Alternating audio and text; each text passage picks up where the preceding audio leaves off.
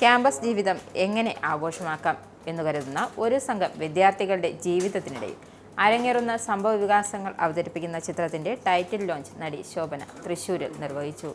അടിനാശം വെള്ളപ്പൊക്കം എന്നാണ് ചിത്രത്തിന്റെ പേര്. വടക്കുംനാഥ ക്ഷേത്ര സന്നിധിയിൽ ഗജരാജൻ ഉഷശ്രീ ശങ്കരൻകുട്ടിയാണ് ഈ ടൈറ്റിൽ തിടമ്പേറ്റിയത്.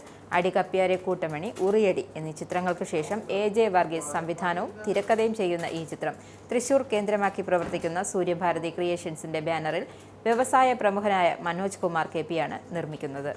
മികച്ച ചിത്രങ്ങളൊരുക്കി മലയാള സിനിമയിൽ സജീവമാകാനുള്ള ഒരുക്കത്തിലാണ് സൂര്യഭാരതി ക്രിയേഷൻസ്. ഷൈം ടോം ചാക്കോ, ബൈജു സന്തോഷ്, ബാബു ആന്റണി, പ്രേംകുമാർ, അശോകൻ, മഞ്ജു പിള്ള, തമിഴ് നടൻ ജോൺ വിജയ്, പ്രശസ്ത യൂട്യൂബർ ജോൺ വെട്ടിയാർ എന്നിവരും വിനീത് മോഹൻ, സജിത് അമ്പാട്, അരുൺ പ്രിൻസ്, എലിസബത്ത് ടോമി, രാജ് കിരൺ തോമസ്, വിജയകൃഷ്ണൻ MB എന്നീ പുതുമുഖങ്ങളും ഈ ചിത്രത്തിൽ പ്രധാന വേഷങ്ങൾ അഭിനയിക്കുന്നു. മലയാള സിനിമയിൽ ഒരു പിടി മികച്ച ഗാനങ്ങൾ ഒരുക്കിയ സുരേഷ് PTS വലിയൊരു ഇടവേളയ്ക്ക് ശേഷം ഈ ചിത്രത്തിൽ സംഗീതമൊരുക്കുന്നു.